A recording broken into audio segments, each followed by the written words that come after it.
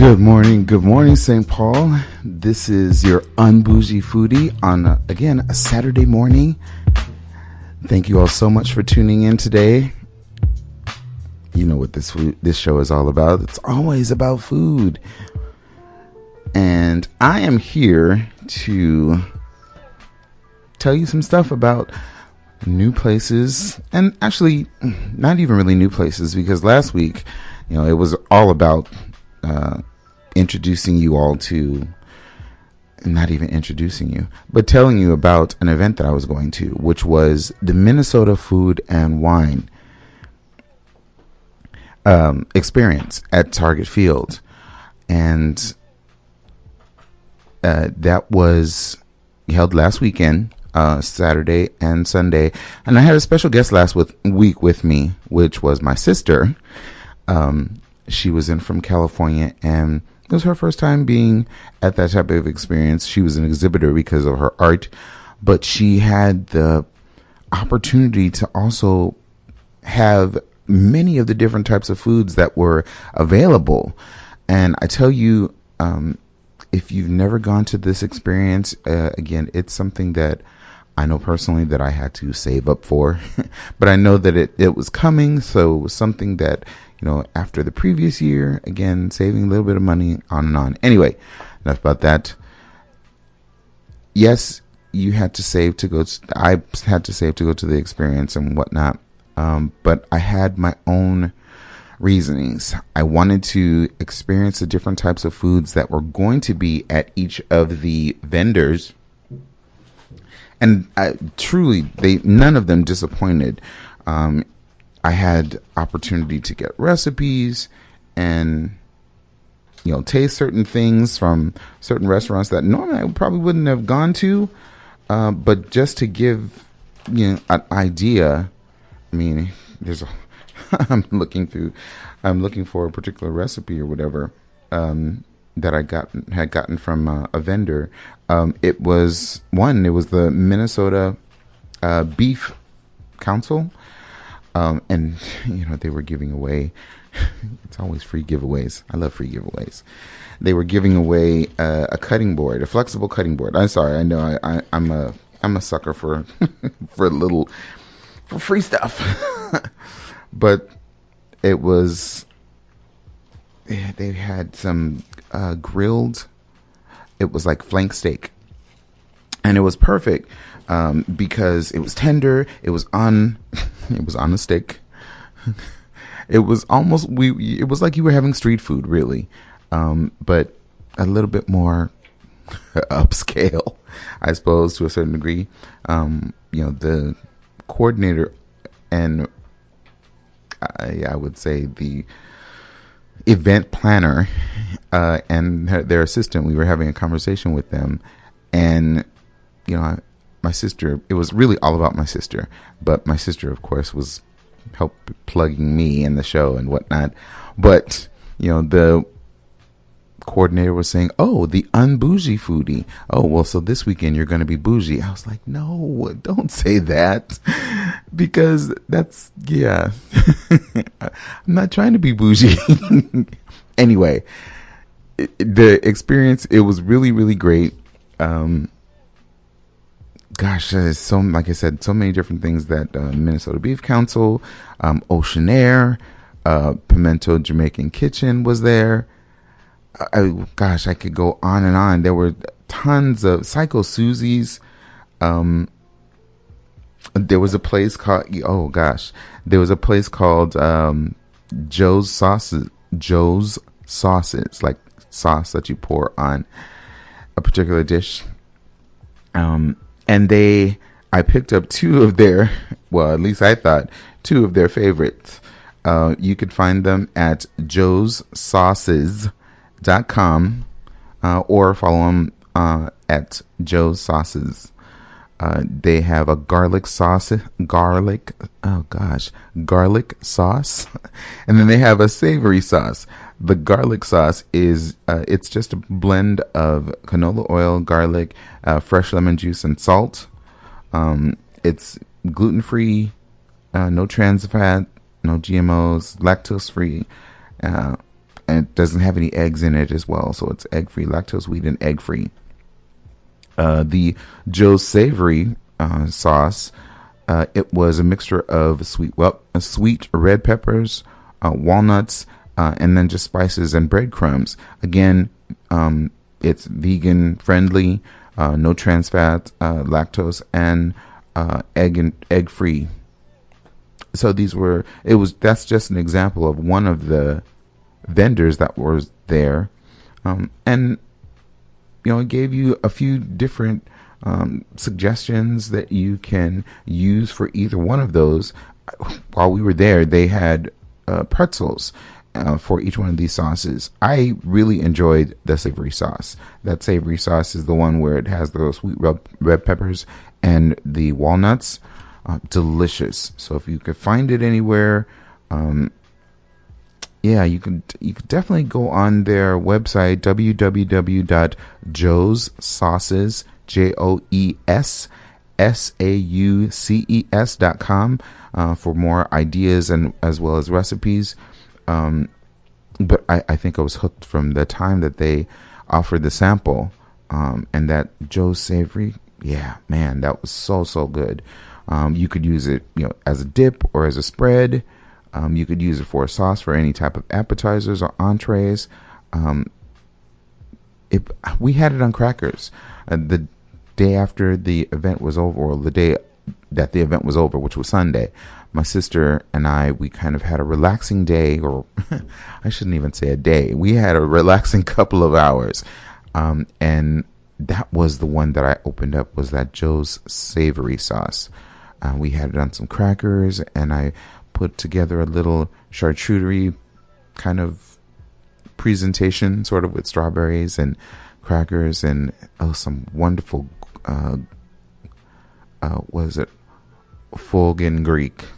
I think it was called Foreign Greek Gouda, and it's a mild Gouda with I think it was walnuts, if I'm not mistaken, but it had that wonderful nutty flavor. So that, along with the Joe's Savory sauce and some crackers, it was just a awesome end to a wonderful day. It was a busy weekend, I should say, but it was dang it, it was so much to see and to taste. Yes, true enough, it is called the Food and Wine, but more specifically, I was there for the food. I mean, the wine is good too, but this is a food show, so I wanted to tell you all about all the different types of foods and so forth that were there. Citizen Supper Club. They had a ceviche that was amazing.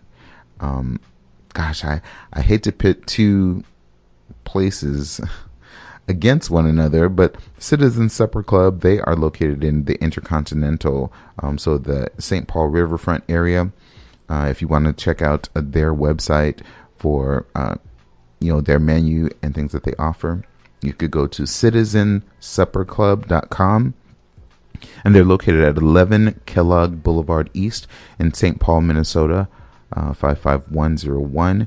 But going back to, they had a ceviche that was delicious. Man,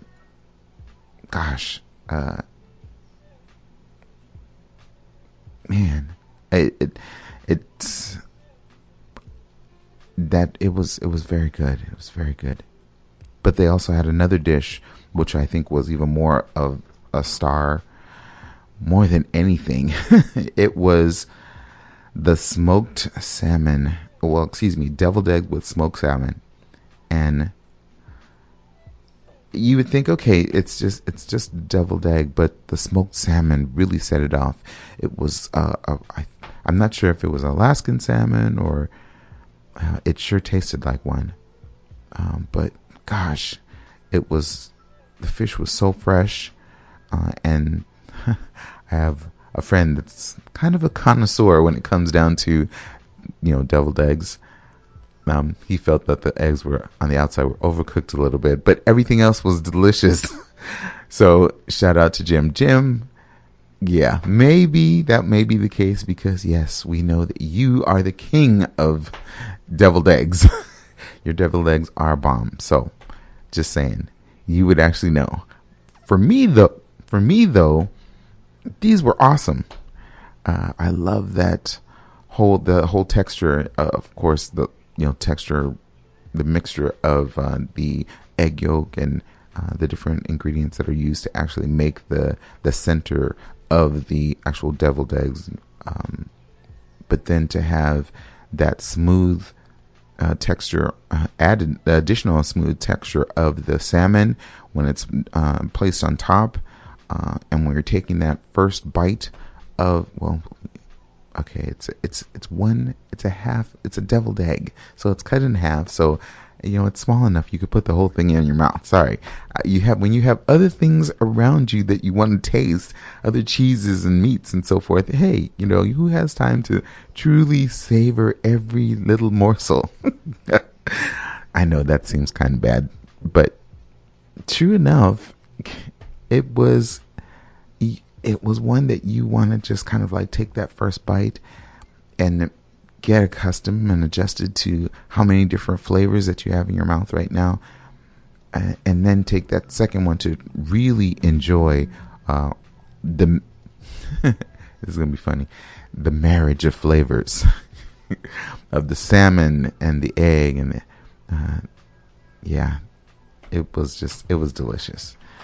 So Citizen Supper Club in the Intercontinental St. Paul Riverfront. And it's interesting that you get all these different types of coupons and so forth while you were there. So there's one for $15 off for your lunch, and then another $20 off. So hey, you never know. It has to be used before March 31st. If anyone is interested in those and would like to go down to the Citizen Supper Club, feel free to leave a message on my Facebook page and I'll make sure to mail it out to you. Or you could always email me at the Un-Bougie Foodie and say, hey, Citizen Supper Club, I want those coupons. Yeah, $20 off on dinner. Why not? Take advantage of that. It comes, one together. So whoever contacts me first, or put that information on my Facebook page, or tweets me, or you could tweet me at Un-Bougie Foodie,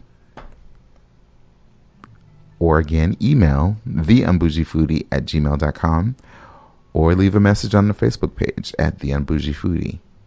I'll make sure to mail it out to you. You won't be disappointed. And the executive chef, as he was handing out, I'll probably have met the manager of the hotel, actually, because the chef was really the one that was handing out the actual deviled eggs.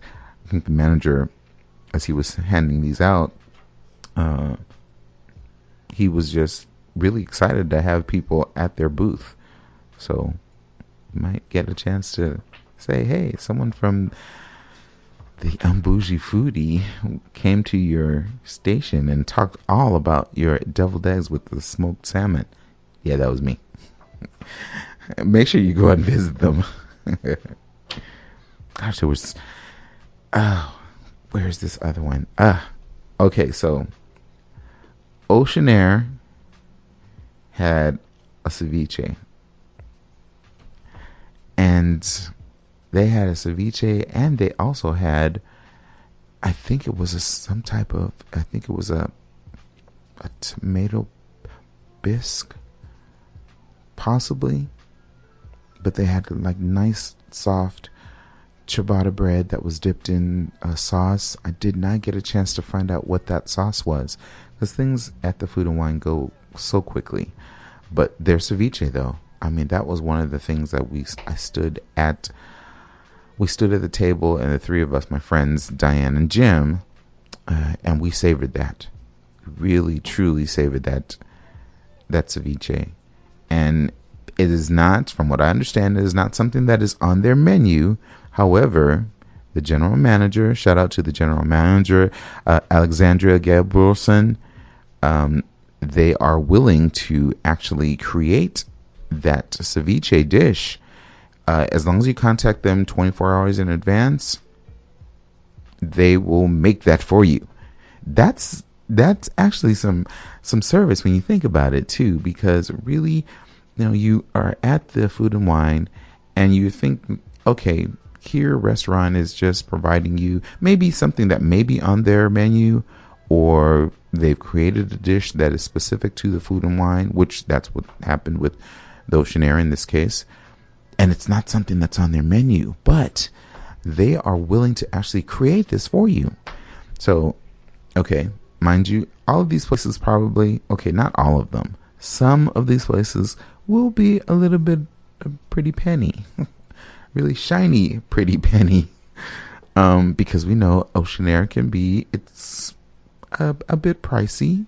You could leave it for a special occasion. But the fact that they, gave you their business card and information to the general manager, if you are so inclined, you certainly have the opportunity to make some type of arrangement so that you could get that ceviche, because it was phenomenal. It really, really was. Again, there's another vendor that was there.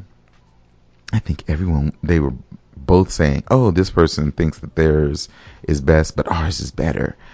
And I'll get to that vendor or that restaurant in just a moment. But Oceanaire, I think you pulled ahead of this other restaurant. I'm just saying. But again, the Oceanaire, and if you're not familiar with where the Oceanaire is located, Oceanaire Seafood Room, I've got to go there one day.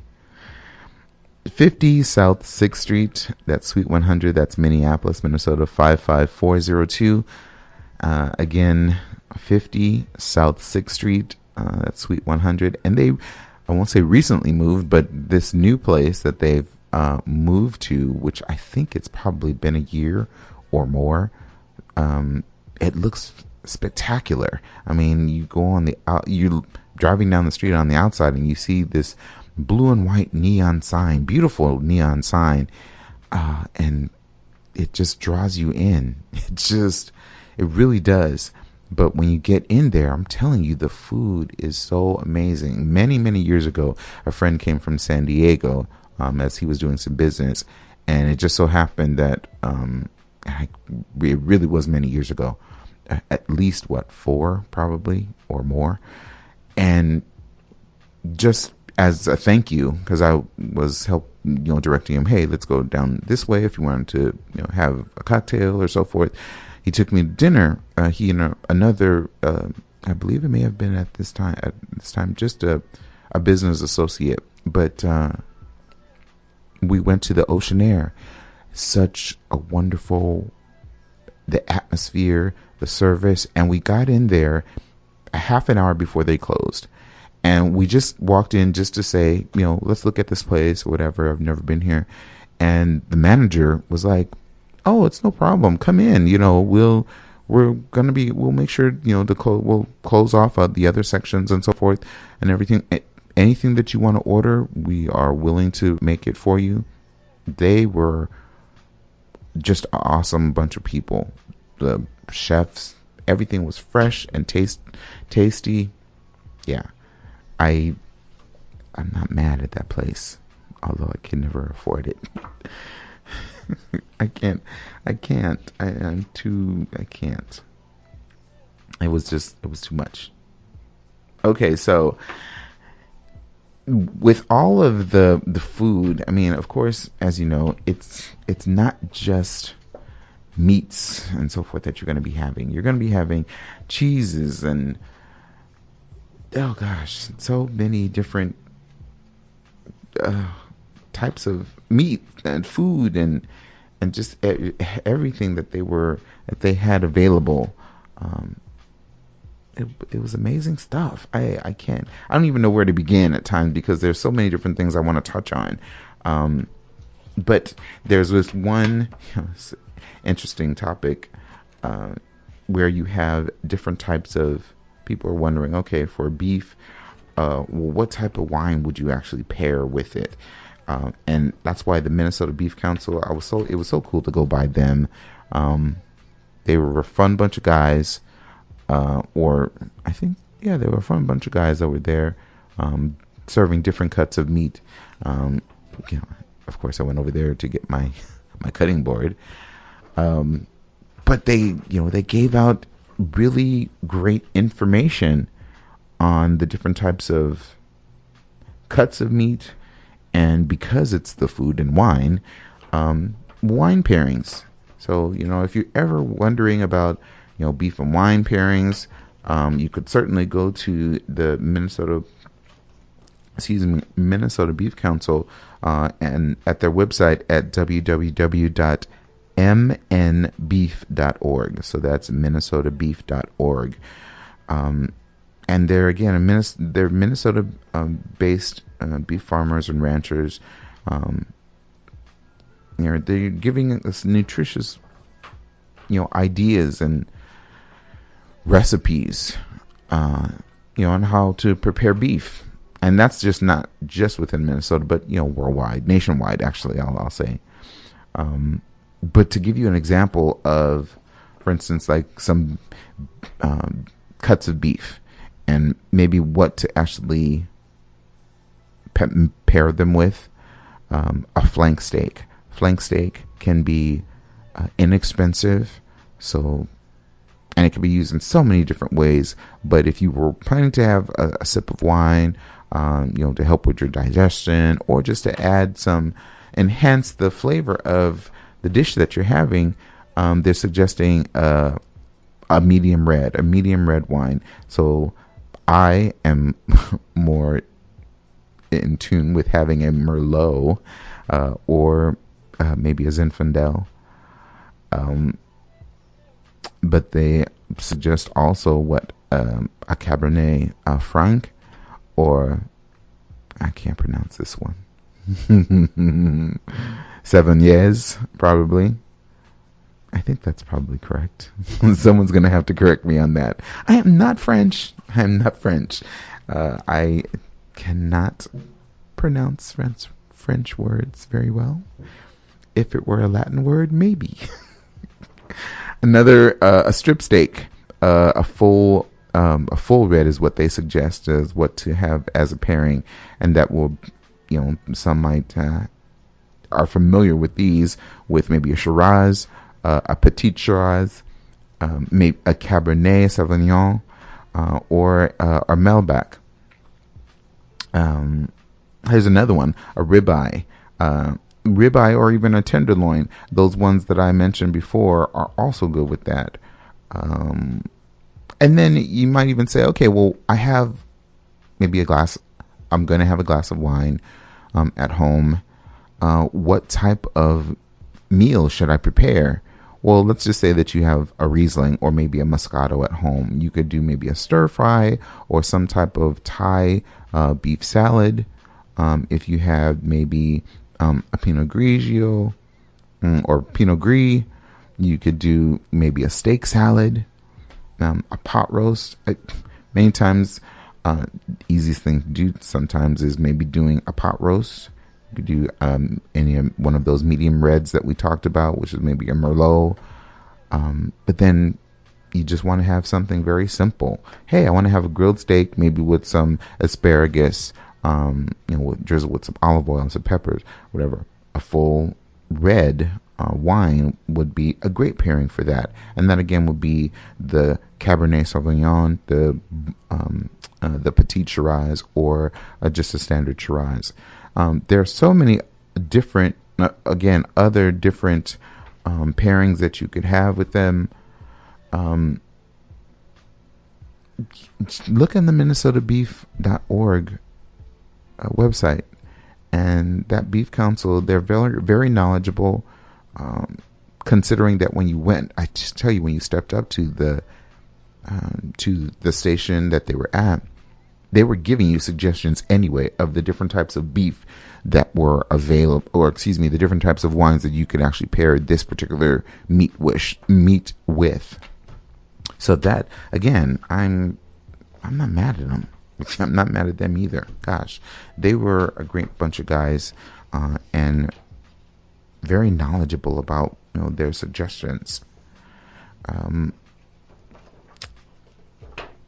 Like I said, aside from having meat and even wine, what better place to have other snacks such as cheese and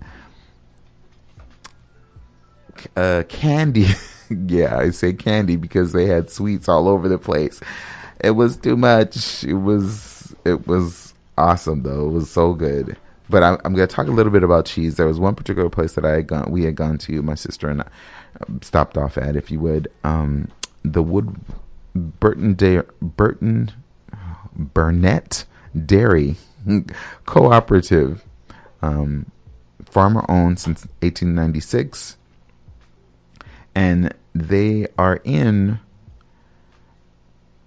Gosh, where they are located? Where? Oh, in Grantsburg, Wisconsin. They offered a variety of cheeses on that day. And I think the one that we picked up was the Gouda. And I will have to stand corrected if that is the one that I remember. And it was so... If you've never had Gouda before, you have to understand that, true enough, that there are different types of Goudas. And that's with any cheese, whether it be, Colby, a mixture of Colby and cheddar, or mozzarella and Colby, Swiss, their cheeses galore. And then, of course, being in the Midwest, I have never had cheese curds when I first came here, or when I came.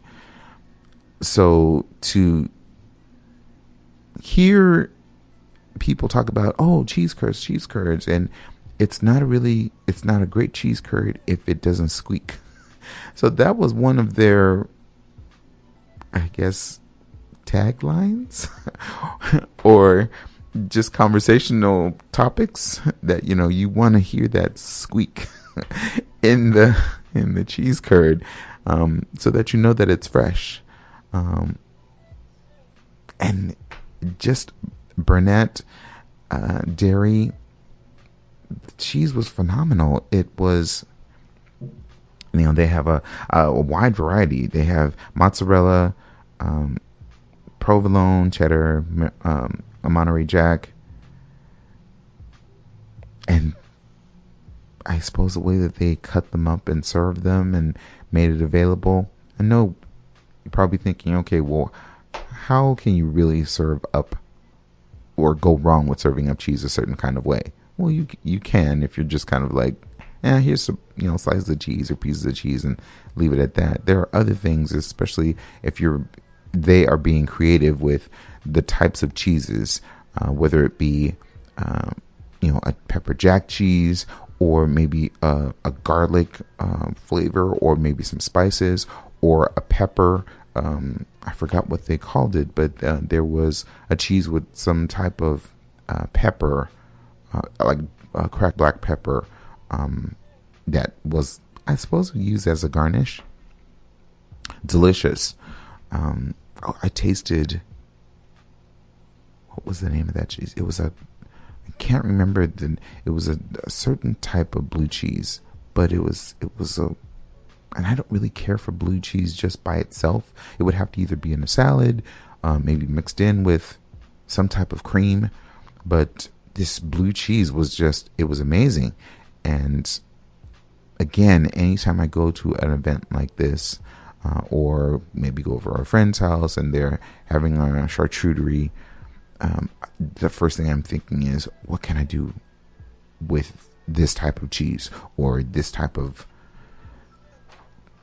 garnish or item that's on the charcuterie plate? And that's charcuterie, not charcuterie. charcuterie. So, Burnett Dairy, thank you all for being there at the Minnesota Food and Wine. A big or huge and, HyVee, of course, has been, I suppose you want to say, a superstar now here in Minnesota or around Minneapolis and neighborhoods nearby. And you have to understand that HyVee, I think of HyVee just as a grocery store, only because I have not had the opportunity to really go there as often. I remember when they opened one in Oakdale. Some friends and I went there, and admittedly, totally, I was taken aback by it was not just because it was a new store, but the options that they offered for HyVee. I was really impressed, and the prices were, I think the prices were great. But the fact that they were at the Food and Wine and offering, so it's almost like an entire side or portion of the concourse at Target Field was almost dedicated to, for HyVee. And they offered so many different things. Right? They had desserts that were, how would you put them? They were small mini gourmet cupcakes. They red velvet, and the other two, I think one was it was more unique. I think it was a Reese's peanut butter cupcake, and then just another that was a chocolate, just a standard chocolate cupcake with chocolate cream. And how could you go wrong with having a dessert from HyVee? If you've never been to HyVee, people, you really got to just take a chance to go out there. I mean, they're open in so many different places right now. They're open in New Hope. I mentioned Oakdale. They're in Lakeville, Brooklyn Park, Eagan, and Savage. They're actually going to be opening 2 others really soon, one in Cottage Grove and Shakopee. But if you want to follow them or find out more information about where they're going to be, or sometimes they even have little events with them themselves for their stores, check them out at HyVee.com, and that's HY-VEE.com.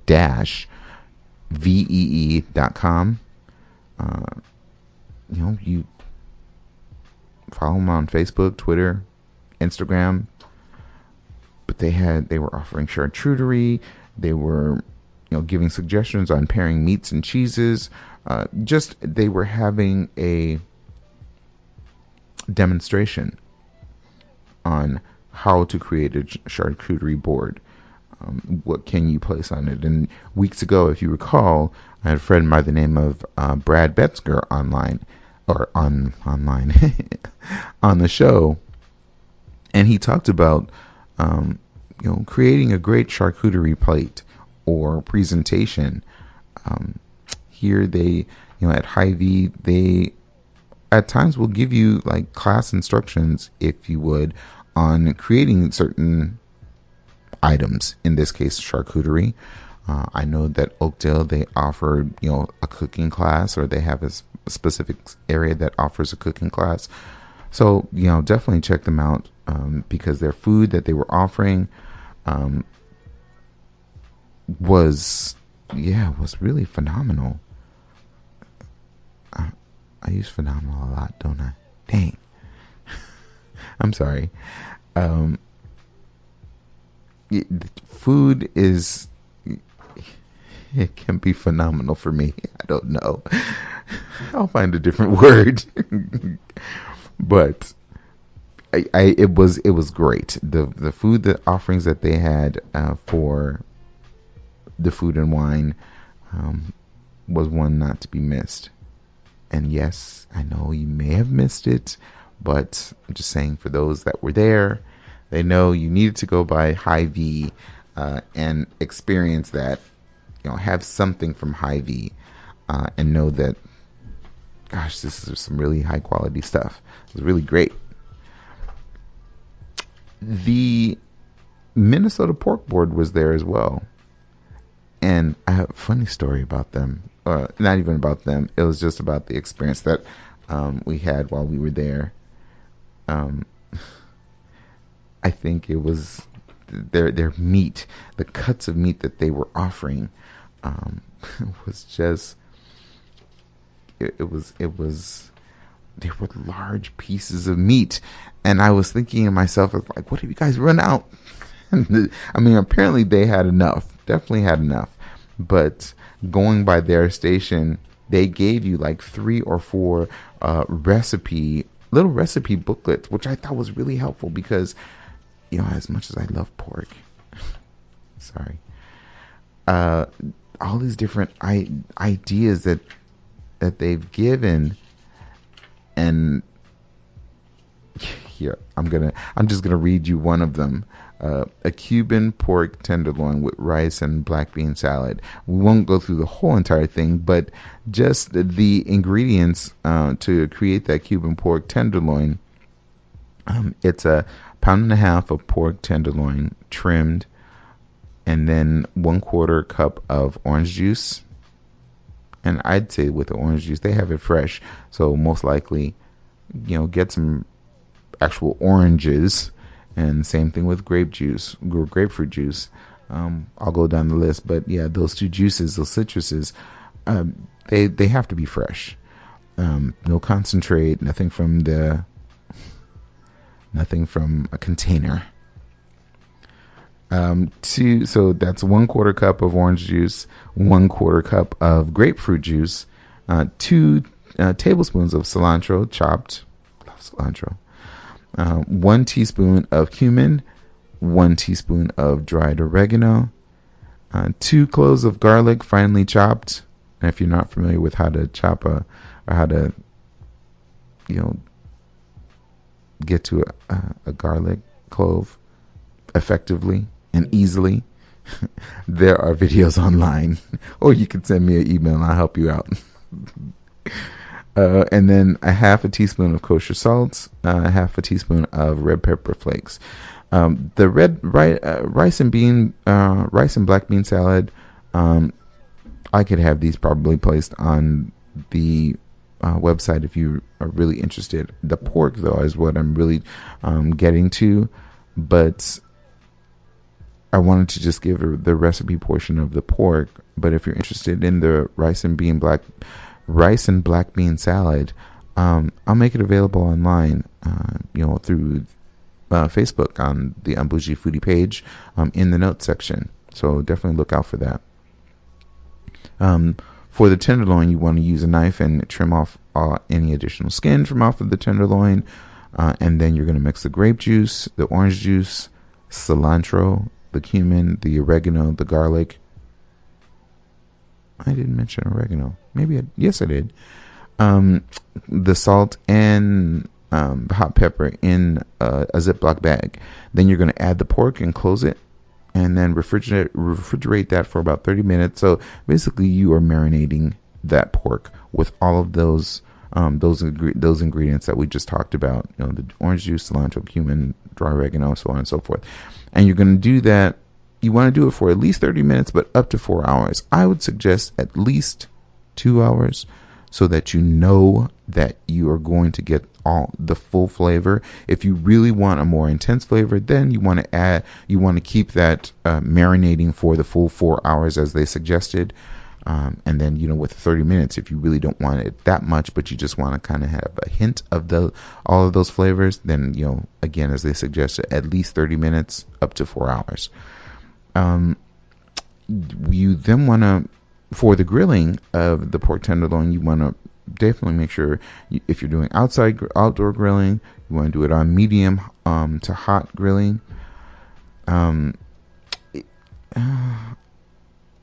don't think it's time well, I think a lot of people, most folks might be at this point starting to grill because it's at a temperature where it's not severely cold. And then, too, you're not really standing outside. You could leave it out there for a few minutes and then come back in. So if you are doing outdoor grilling, medium to hot heat, gas grill is great. You want to preheat that to high, and then adjust the temperature to about 400 degrees. If you're doing a type of charcoal grilling, you need to let that burn, or let your charcoals burn until the coals are covered with white ash. So you don't want to just put it on there and then heat the coals and then put the meat on there. You need to have that fire built up and have those coals really, really hot. And then when you do have them, that white ash over the coals, then you want to spread out the coals and then let it burn for about 15 to 20 minutes. You want to oil your whatever grate that you're using, and then remove the pork from the marinade. Make sure that you don't really have to dry it totally, but at least drain it so that it's not dripping overly much into either the coals or through the grill and so forth. And try not to scrape off any of the solids, because that adds the flavor. And then you want to place it back on the grill. You want to cover it. And when you're cooking it, you want to turn it occasionally. I think for the center pork, you want to cook that until the center of the pork itself reads about 145 degrees. And they said that takes about 20 to 27 minutes for that to actually get to that point. And they make sure to give you that information about checking the center of the pork. To do a number of these recipes, they are suggesting to use a meat thermometer, which is one of the nice things that they handed out at the Minnesota Pork Council. Yeah, they were really nice. Anyway, last portion of that recipe is, after you have that cooked for the 27 minutes, you want to transfer that to the carving board. And in every case, when I was younger, I never really understood what they talked about, letting the meat rest. You want the meat to rest. You want that meat because it is still to a certain degree in its cooking process, and it's just kind of winding down and cooling down and so on. But if you start to automatically cut into it, all those juices run out, and that's where you have a dry, in this case, pork loin or tenderloin. And you don't want that. You want that moisture. You want that to rest for a good 3 to 5 minutes. And then, there's a certain way that you're supposed to cut it so that it just doesn't run directly out. And they suggest cutting it diagonally, when you're ready to serve it. So that's just, like I said, one of the recipes, or the many recipes that they had available, or that was available at the Minnesota Pork Council. So that, man, I'm telling you, all these different recipes, it literally is like at least 8 to 10 recipes that were available.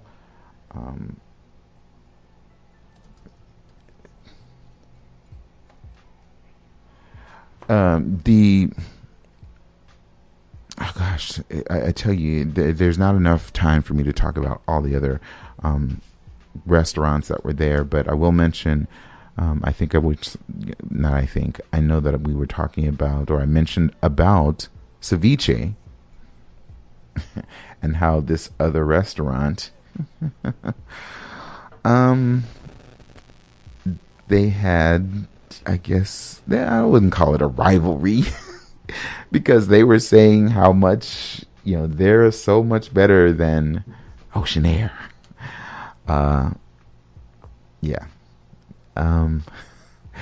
That was Psycho Susie's. And I did like their ceviche. I really did. I really like their ceviche. I think because Oceanaire, they deal with seafood so much. I think that's what caused them to be a step ahead. Um, it, it really is, Psycho Susie's, I love you guys. I really do. And one day I will hopefully talk about more you on the show.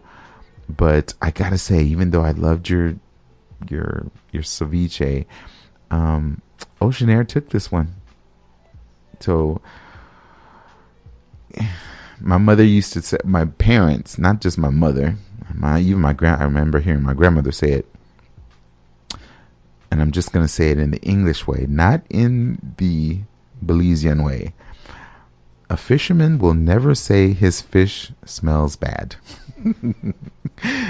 So, of course, Psycho Susie's is going to think, hey, ours is better than anybody else's, or, Oceanaire's or whatnot. They're going to promote theirs as much as possible. But leave it to the actual spectators or those that were there for the food and wine. You might find that they find the Oceanaire one was a little bit more to the liking of how ceviche should taste. It had a little bit of, Oceanaire had a little bit of spice or something that was at the bottom. I think that probably it was some type of pepper that added to it and made it taste, that moved it way ahead of Psycho Susie. So Psycho Susie's, keep up the good work. Keep doing that. Hey, I won't say improve on it, but come up with an idea that will help knock it out the box. If next time, if you're going to be there at the food and wine, or if it's going to be on your menu, make sure that you add a little something to it. I'm just saying. So, okay, enough about food and wine. Last night, some friends and I, we went out to dinner. And it's not on the east side of St. Paul, but I feel that I have to talk about it because it is in St. Paul itself. And the place that I'm referring to is called the Italian Pie Shoppe. And I don't know if you've never been there. It's a quaint place. Last night was really enjoyable because we actually had an organist that was playing, and he was an older gentleman, but he knew his stuff. He knew these songs, and I actually felt like I was on a television show because I can't, an older television show, the old Price is Right. Old Hollywood Squares. I'm dating myself, and I'm being joking right now. But the address to the Italian Pie Shoppe, well, it's the Italian Pie Shoppe and Winery. They are located at 1670 Grand Avenue, and that's in St. Paul. They offer dine-in, carry-out, as well as delivery. Their hours, Monday through Saturday, are 11 a.m. to 10 p.m., and then on Sunday from noon to 10 p.m.